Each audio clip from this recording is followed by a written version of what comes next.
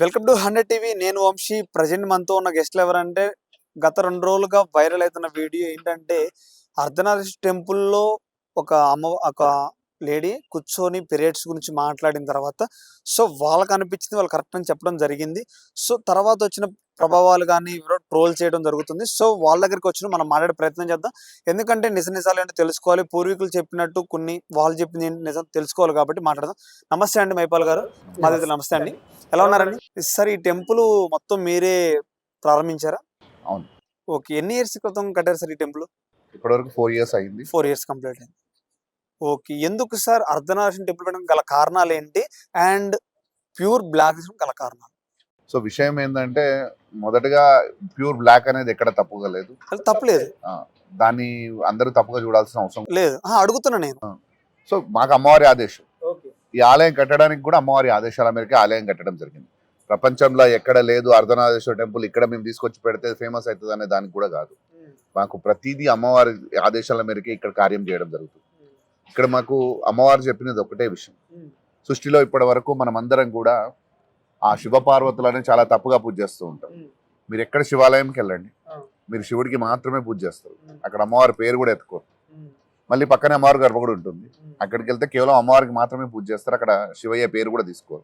ఒక శివరాత్రి రోజు మాత్రమే వాళ్ళిద్దరి పేరు తీసుకొని పూజ చేస్తారు. వాళ్ళ కళ్యాణం జరుగుతుంది.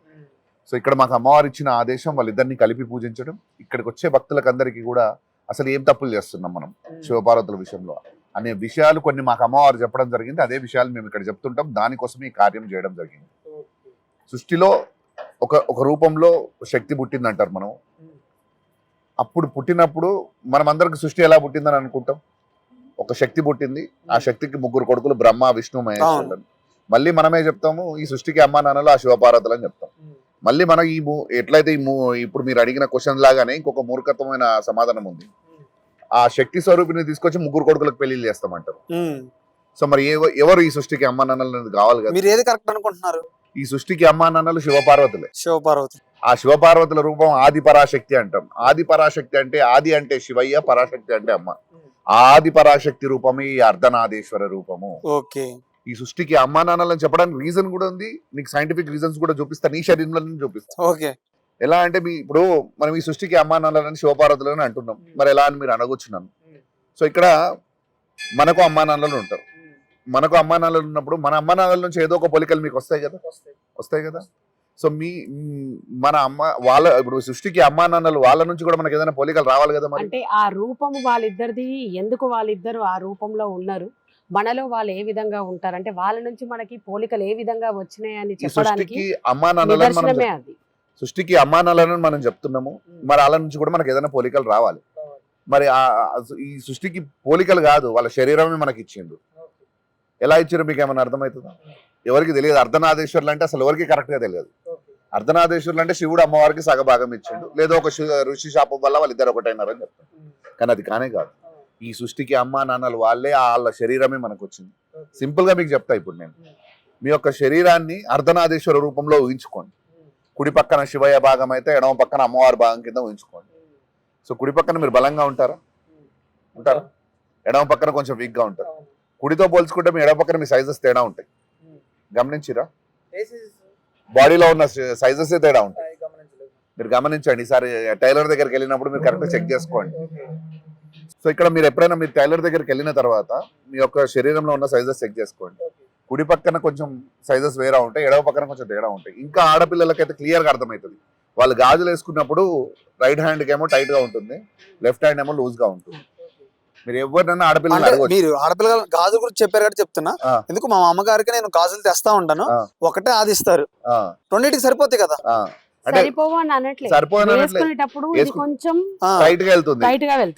ఈ చెయ్యి కొంచెం సులభంగా వెళ్ళిపోతుంది. మీరు ఎప్పుడన్నా కొత్త చెప్పులు కొన్నప్పుడు ఎక్స్పీరియన్స్ అయి ఉంటారు.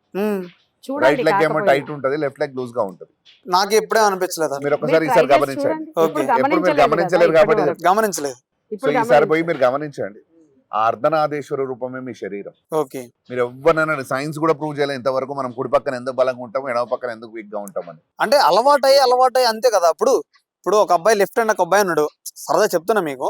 లెఫ్ట్ హ్యాండ్ ఒక అబ్బాయి ఉన్నాడు, వాడికి రైట్ హ్యాండ్ ఉంటుంది, లెఫ్ట్ హ్యాండ్ ఉంటుంది. మనం ఆడే విధానాన్ని బట్టి ఉంటది కదా. అంటే బలం కోసం మాట్లాడట్లేదు మేము ఇక్కడ. వాళ్ళ రూపం మన శరీరంలో వాళ్ళ రూపం మన శరీరం వాళ్ళ ఓకే ఏదైనా ఒక ఓకే రైట్ ఇప్పుడు అమ్మ నాన్నల నుంచి పోలిక ఎట్లా వస్తుందో ఆ శివశక్తి నుంచి అంటే ఆ శివ పార్వతుల నుంచి వాళ్ళ పోలిక మనలో ఉంది. ఓకే శక్తి లేనిదే శివుడు లేడు అని. అవును అంటా అంటే మన ఉంటారు. ఒంట్లో కూడా శక్తి లేనిదే మనము జీవమే లేదు. అవును అవునా కాదా? మీరు హృదయం సైంటిఫిక్ గా లేనిదే. తీసుకున్న మీ శరీరంలో సూర్యనాడి చంద్రనాడి అంటుంటారు. అవును ఒక ఎయిర్ వేస్ అనేది ఒకటి చల్లగా వస్తుంది, ఒక వేడిగా వస్తుంది. ఇది కూడా వాళ్ళతో లింక్ అయి ఉంది. ప్రతిదీ కూడా ఆ శివపార్వతులతోటే మన జీవనం లింక్ అయి ఉంది. Okay okay right right. అయితే మీరు ఒక ఇందాక చెప్తూ ఒక మాట అన్నారు, ఇది ఆరంభించడం కూడా అమ్మవారే మాకు చెప్పారని. ఎవరు చెప్పారు, ఎలా చెప్పారు, అమ్మవారు ఎవరికి వచ్చారు? వాక్ రూపంలో వస్తుంది అమ్మవారు. ఎవరికి వచ్చారు? అమ్మవారు అమ్మకి వచ్చారు. ఏం చెప్పారండి? మీరు అనుకుంటున్నట్టుగా బయట ఏదో చెప్తారు కదా, చిచ్చి, ఆ అలా రకంగా అడగలేదు. లేదు, నేను వినాలి. చెప్పాలి, చూసే వాళ్ళకి కూడా తెలియాలి చూసే కదా. వాళ్ళకి తెలియాలి, చాలా అదే మందికి తెలియాలి ఈ చెప్తున్నాం విషయం. నేను కూడా చెప్తున్నాను. ఏదో వచ్చి అమ్మవారు వచ్చి నువ్వు గొప్పడు అయిపోతావు, వేరేడు ఒకటి నాశనం అయిపోతాడు, ఇట్లాంటి చెప్తుంటారు కదా బయట. ఇది చేసుకో, ఈ పూజలు చేయి, ఆ పూజలు చేయి, ఆ, లేకపోతే మన నిమ్మకాయలు కట్టు, లేకపోతే ఇంకోటి పరిష్కారాలు ఇవి ఇవి చెప్పాలి. ఏవీ లేవు. కేవలం ఈ అర్ధనాదేశ్వర్ల గురించి మాత్రమే, ఈ శివ పార్వతుల గురించి మాత్రమే ఆమె చెప్తూ ఉంటుంది. ఓకే ఒక ఈ కార్యం కోసమే చెప్తుంటది, కానీ నా జీవితం ఏమైతుంది అనేది కూడా చెప్పొస్తాను. 100% ఇంతవరకు చెప్పలేదు కూడా. సరే, మీకు ఎప్పుడు వచ్చారు అమ్మవారు? మీకు ఎలా తెలిసింది ఈ అమ్మవారిని? ఎలా తెలిసింది? మళ్ళీ మీకు చెప్తున్నాము, చెప్పండి. రావడము అంటే ఇక్కడ ఏదో జనాలు కూర్చొని అలా కాదమ్మా, చిగాలుగుతూ వేపాకులు పట్టుకొని ఇవి కాదు, కేవలం ఒక వాక్కు వినిపిస్తుంది. అలా చెప్పినట్టయితే మీరు జనాలకు చెప్పినట్టయితే మాకు ఎప్పుడో తెలిసేవాళ్ళు, ఇప్పుడే తెలియకుండా ఉండేవాళ్ళు మాకు కూడా. ఓకే, మేము అలా అనుకోవట్లేదు. అసలు మీకు ఎప్పుడు వచ్చారు ఎన్ని క్లారిటీ మాకు కూడా, నాతో పాటు నా చూసే జనాలకు కూడా తెలియడం కోసం 100% అడుగుతున్నాను. తెలవాలి. చెప్పండి. తెలియడం అంటూ ఏం లేదు. నాకు 6 ఇయర్స్ ఉన్నప్పుడు ఒక సమ్ ఇన్సిడెంట్ ఇట్లా జరిగి, అంటే 6 ఇయర్స్ ఉన్నాం. 6 ఇయర్స్ ఓకే. ఆ తర్వాత దాన్ని పెద్ద సీరియస్ గా ఎవరు ఇంట్లో వాళ్ళు తీసుకోలేదు, బయట లేదు. కానీ అమ్మవారు ఒక కార్యం కోసమే పదే పదే అంటే చెప్తూ ఉండడము, నేను మహాకార్యానికి ఒక కార్యం ఉంది సృష్టిలో చేయాల్సింది, దానికోసం మాత్రమే మాట్లాడుతూ రావడం జరిగింది. ఈ సిచ్యువేషన్లోనే మేము నిజామాబాద్లో కూడా ఒక పెద్ద గుడి కట్టడం జరిగింది. నిజామాబాద్లో పెద్దమ్మ తల్లి గుడి కట్టడం జరిగింది. ఆ తర్వాత ఎవ్రీథింగ్ వాజ్ నార్మల్. అంటే మేము మా లైఫ్ నార్మల్గా బ్రతుకుతూ పోయినాం.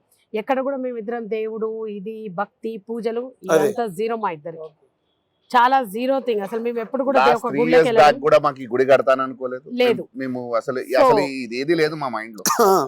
సో ఆల్ ఆఫ్ సడన్ అమ్మవారు ఆ ఆదేశాలు మాకు నమ్మడానికి కూడా మేము కొన్ని results. ప్లేసెస్ కి వెళ్ళడం జరిగింది. అంటే ఫస్ట్ నమ్మలేదు, తను నమ్మలేదు అసలు దేవుడు. ఏ ప్లేసెస్ కి వెళ్ళారమ్మా? చెప్తున్నాను, మేము ఫస్ట్ మొత్తం స్టోరీ చెప్పాలి కదా. చెప్పండి, పర్లేదు. సో ఫస్ట్ మేము నమ్మలేదు. అమ్మవారు మాకు చెప్తూ ఉంటుంటే అసలు కార్యం ఏంటిది అని మేము పెద్దగా పట్టించుకోలేదు దాని గురించి. చావు ఎవరైనా చెప్పగలుగుతారా? చెప్పలేరు. కానీ మాకు అమ్మవారు చెప్పింది, చూపించింది. ఒక చావు చూడగలిగినము. ఒక అమ్మాయి మెచ్యూర్ అవ్వడం ఎవరైనా చెప్పగలుగుతారా? ఎప్పుడు అవుతుందో చెప్పలేము. కానీ మాకు ఒక వయసులో అవుతారని చెప్తారు, కానీ ప్రెజెంట్ ఎప్పుడు అవుతారో చెప్పగలరా? మా జీవితంలో జరిగింది. చెప్తారా? 2 సంఘటనలు ఎలా జరిగింది చెప్తారా మాకు? ఖచ్చితంగా చెప్పండి.